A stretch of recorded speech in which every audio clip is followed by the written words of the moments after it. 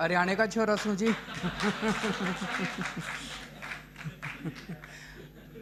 देश भर से कोने कोने से आए हुए, और मुझे बताया गया है कि पूरे देश भर की क्रीम यहाँ पे मौजूद है। बहुत बड़े बड़े ज्वेलर्स यहाँ पे आए हुए हैं।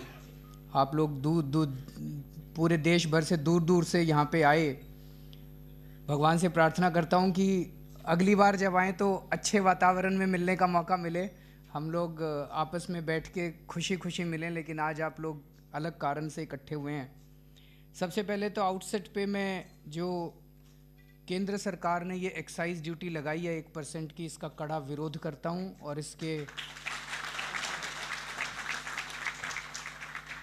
केंद्र सरकार से मांग करता हूँ कि इसको तुरंत वापस लिया जाए। मैं भी इनकम टैक्स में भी रहा पहले, और उसके बाद अब मुख्यमंत्री होने के नाते किस्म किस्म के टैक्सों से जूझने का अवसर प्राप्त होता है। इन्होंने ये कहा है कि 12 करोड़ से ऊपर के टर्नओवर वाले जितने भी व्यापारी हैं उनके ऊपर, ज्वेलर्स हैं, उनके ऊपर 1% एक्साइज ड्यूटी लगाई जाएगी।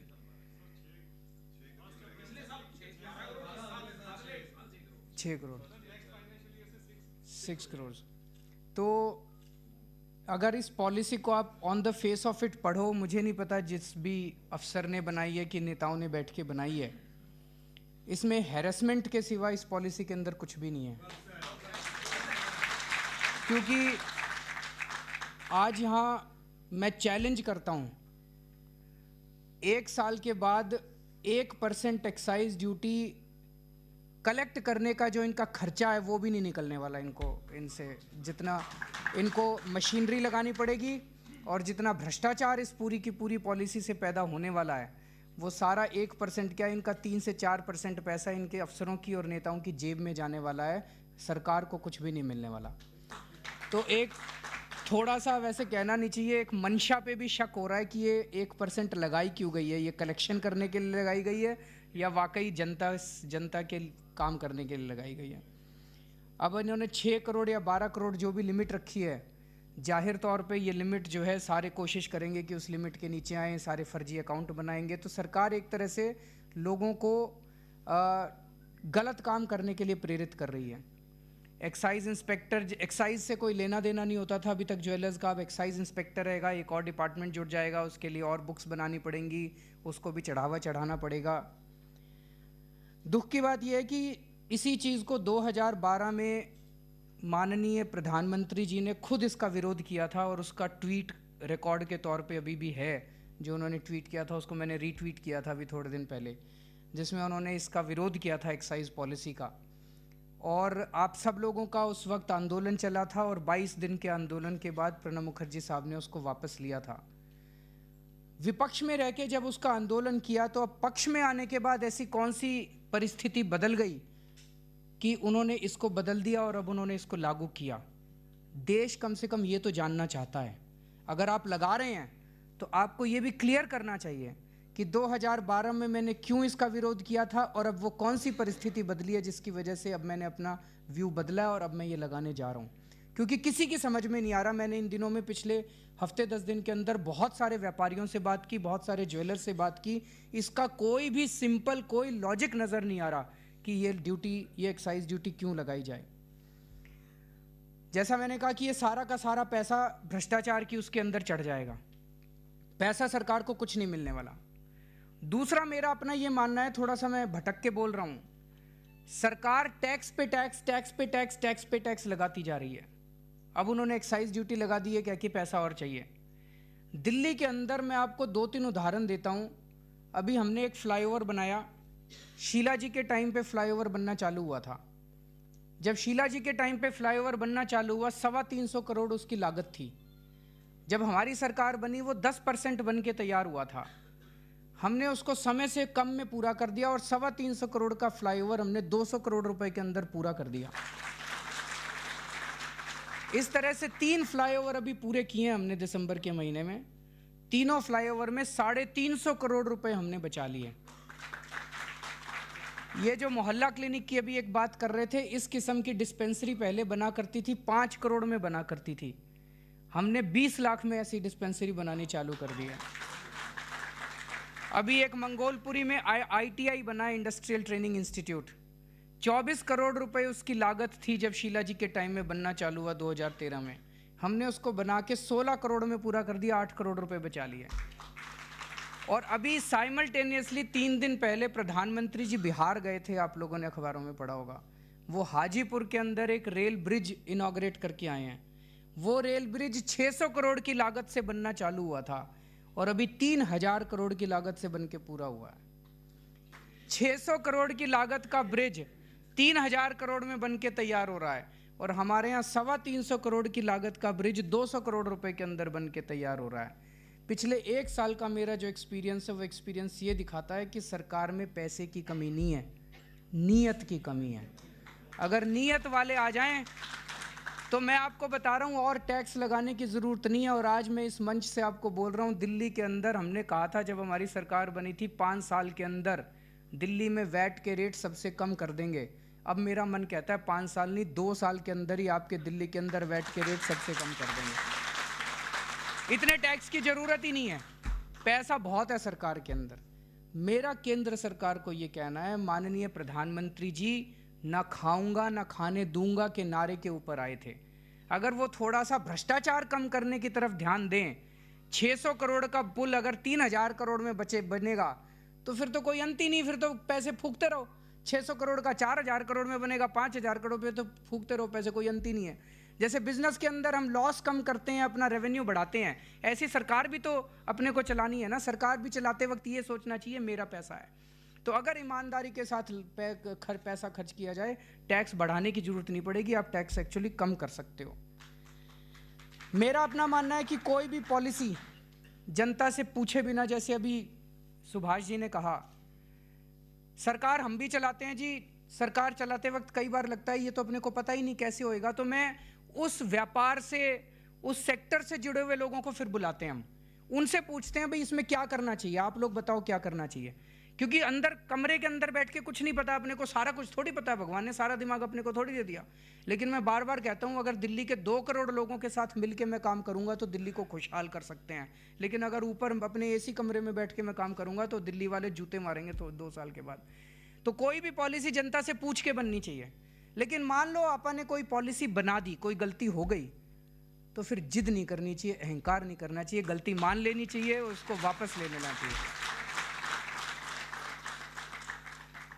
हमसे भी गलतियां होती है। अभी थोड़े दिन पहले मैं 5 दिन पंजाब गया, पीछे से किसी अफसर को पता नहीं क्या सूझी, उसने दिल्ली के सारे IP यूनिवर्सिटी के कॉलेजों की फीस बढ़ा दी। और उसने ये भी ऑर्डर जारी कर दिया, बिना किसी से पूछे ऑर्डर जारी कर दिया उसने कि जो फीस, और 3 साल पुरानी फीस बढ़ा दी, मतलब 2012 से उसने फीस बढ़ा दी, और जो एरियर नहीं देगा उसको एग्जाम में नहीं बैठने देंगे। जब मैं आया तो मेरे घर के बाहर बच्चे बैठे थे, तो मैंने उनसे पूछा तो तुरंत मैंने वो ऑर्डर वापस लिया। भाई अगर कोई गड़बड़ हो जाए सरकार में, अपने ही बच्चे हैं, कोई पाकिस्तान से आए हुए थोड़ी हैं, अपने ही व्यापारी हैं, अपने ही ज्वेलर हैं, अपने ही बच्चे हैं, सबको मिलकर इस देश को सुधारना है। तो मेरी केंद्र सरकार से निवेदन है कि अगर गलती हो गई तो गलती मान लो। सबसे गलती होती है, बोल दो भाई हाँ एक्साइज ड्यूटी बढ़ाई थी, गलती हो गई, अब ये गलती वापस ले रहे हैं। अगर आप गलती मान लोगे तो आपकी और बीजेपी की वाहवाही होएगी चारों तरफ, और अगर गलती नहीं मानोगे तो फिर जनता तो याद रखती है, जनता आपको कभी। अपने देश का जो ज्वेलरी सेक्टर है पूरी दुनिया में इंटरनेशनली फेमस है जी, अपनी ज्वेलरी। गलत तो नहीं कह रहे हैं सारे, दुनिया के अंदर इसकी तारीफ है, अपने कारीगरों की दुनिया भर में तारीफ है।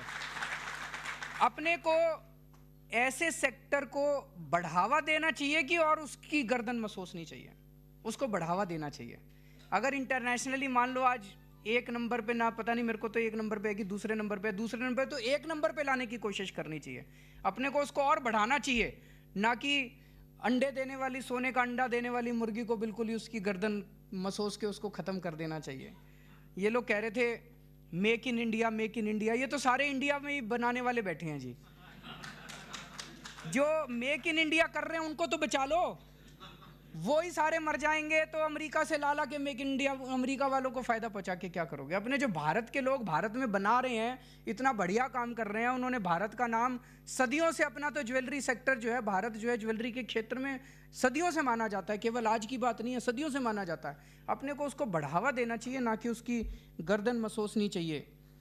तो आप लोग आए थे, उसके पहले ही मैंने तो अखबार में पढ़ के उसके ऊपर स्टेटमेंट भी दिए थे आप लोगों के फेवर में, मैंने ट्वीट भी किया था, और मैंने परसों भगवंत मान से, हमारे जो एमपी हैं, उनसे बात की थी। हमारी पार्टी ने अपने आप ही आप लोगों का मुद्दा संसद के अंदर उठाया। परसों भगवंत मान को संसद में बोलने का मौका मिला था और उन्होंने आपका मुद्दा उठाया है, और मैं उम्मीद करता हूं कि सरकार को थोड़ी सी जिद छोड़ के और सरकार इसको तुरंत वापस लेगी।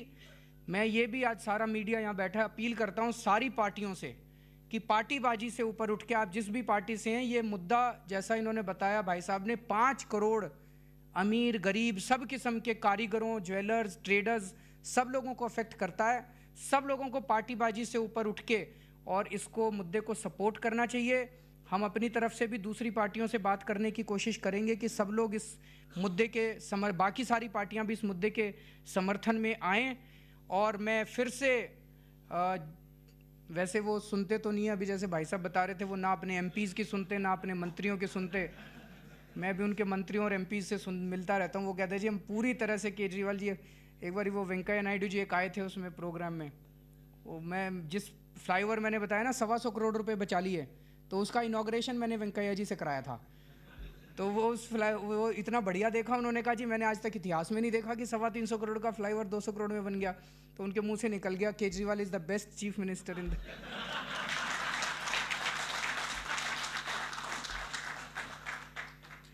तो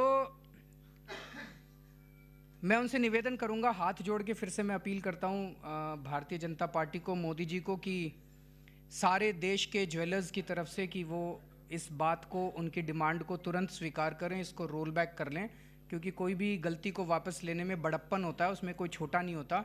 और आज ही मैं एक चिट्ठी भी लिखूंगा प्रधानमंत्री जी को दिल्ली सरकार की तरफ से, कि दिल्ली के व्यापारी मुझसे आके मिले थे और दिल्ली के व्यापारी बहुत नाराज़ हैं, और मैं आपसे दिल्ली का मुख्यमंत्री होने के नाते अपने व्यापारियों की तरफ से मैं आग्रह करता हूं कि आप इसको वापस लें। और मैं कोशिश करूंगा दूसरे मुख्यमंत्रियों से अगर मेरी बात होती है, अगर वो भी इस तरह से चिट्ठी लिख के प्रधानमंत्री जी को मनाने की कोशिश करें, मैं दूसरे मुख्यमंत्रियों से भी इसकी बात करूंगा। मुझे पूरा उम्मीद है कि इसी तरह से आप अपना आंदोलन जारी रखिए और उनको ज़रूर इसको वापस लेना पड़ेगा। उन्होंने पीएफ वाला तो वापस ले लिया, लेकिन ये भी उनको तुरंत वापस लेना पड़ेगा, मुझे पूरी उम्मीद है। मेरे लायक कुछ भी बन पड़े, मैं किसी भी, मुझे कहीं भी बुलाओगे, रात दिन सुबह शाम मैं आपके साथ आने को तैयार हूँ। मेरे को कहीं साइन करने को कहोगे, खाली कागज पे साइन करके दे दूंगा, आप सब लोगों के साथ हूँ, क्योंकि आपकी लड़ाई जायज़ है, पार्टी के ऊपर है। बहुत बहुत शुक्रिया।